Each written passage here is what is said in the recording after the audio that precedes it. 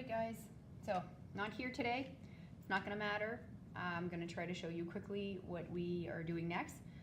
Small little video, so try to keep your eyes up here and your attention focused for about 4 minutes possibly. I'm going to try to make it as quick as I can.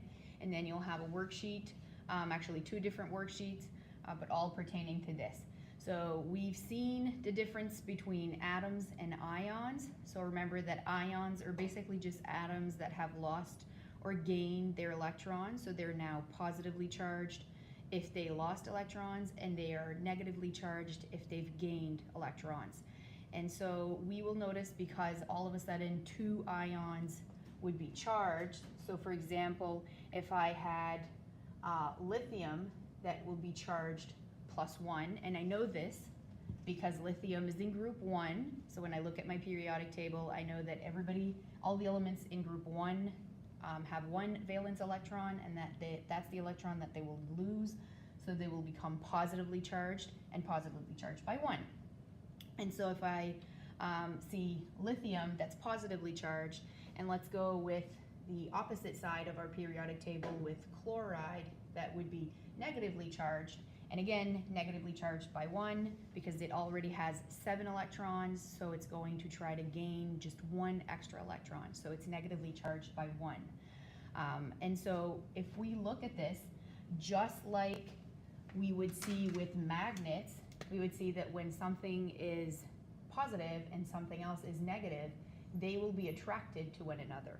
So they usually combine to create a compound, which is what we're going to do today. We're going to create or combine them to become compounds. We'll call them ionic compounds, coincidentally enough.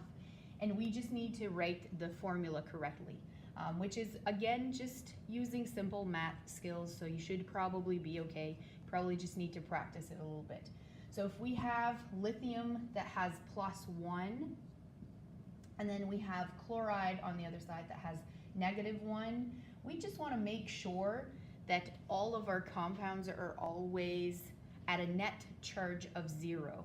That's when they'll be stable. So for example, +1, -1, that would give me a total net charge of 0. So that means that I can combine 1 molecule of lithium with 1 molecule of chloride, and that is fine. That works really well for one compound. What if we were instead to do one that's a little different? So those were pretty simple because they're 1 positive and 1 negative. I'll just write it on the side. So Le, and then we had chloride, that's 1, which gave us lithium chloride, 1 of each. So then if I do instead, again, maybe with the lithium, that's 1 charge of 1, so +1. And then let's go with instead nitrogen. Nitrogen has a charge of -3. And I know this -3 because it's in group 15. So group 15 has 5 valence electrons, so they are going to try to get 3 extra electrons to have that valence shell filled to the maximum. So now that means that I have +1 and -3. That does not give me my net 0 charge. So that means that 1 lithium and 1 nitrogen is not enough. But if I were to add an extra lithium, all of a sudden I would have +2. And then if I have a 3rd lithium, then all of a sudden I would have a net charge of +3. So that means total lithium 3, total nitrogen, I still only kept that 1. That gives me -1. Sorry, -3.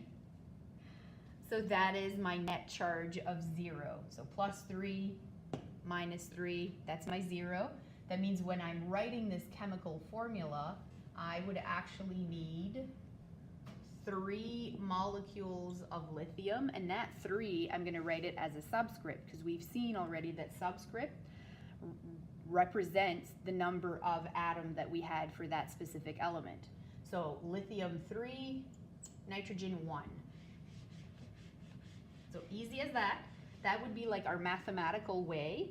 And if you want a shortcut version, and shortcut versions also work, so I'm going to write that one as well, just so you have another example over here. So we saw that lithium was 3, nitrogen 1. So if I go ahead again, or let's not go with lithium, let's go with one that has 2. So calcium as a charge of +2.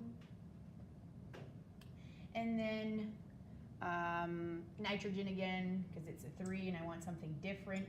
So nitrogen is an anion with a charge of -3. So the shortcut version would be, I can always take whatever charge is associated with one element and just cross it over, and that will become the subscript for my second element. So that 2 charge just needs to be that 2 subscript, and I'm going to do the same thing for this charge. So whatever charge I have here, I'm going to cross it over, and it's going to become my subscript for my calcium. So all of a sudden I would need calcium 3, nitrogen 2. That means that I would have 3 elements or 3 atoms of calcium and 2 elements of nitrogen. Let me mathematically check to make sure that this is correct. So if I were to have 1 calcium that has +2, another calcium, again, +2, and a third calcium, because that's what I'm saying, 3 calciums, that has +2. In total, I have a full charge of +6 for my calcium. And then on the other side, I said I needed 2 nitrogen atoms, so that is -3, -3. So again, I have a net charge or a total charge for nitrogen of 0, and that gives me a net charge of 0. So 6 + 6 - 6, 0. So it's going to work the same way whether you do it for the first worksheet. You have the symbols, the ionic symbols are given to you, and you just have to combine them. The second worksheet, instead of me giving you the symbol and the charge, I'm just giving you the name of the compound, and you have to go in your table, your periodic table, and go find that symbol, and then the charge that it will have, and then figure out, but it's going to be the same mathematical skills that you're going to use, or chemical skills.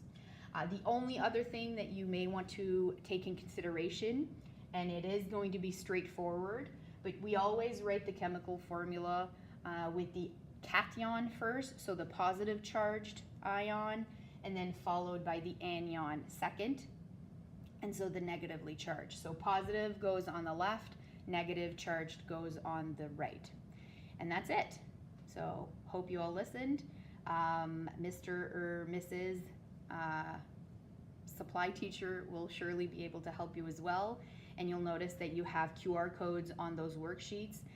If you scan your phone from your camera, it'll pop up to a video of me again, just in case you miss me. And it's sort of explaining how I'm doing the worksheet, and it'll give you some of the answers as well. Okay?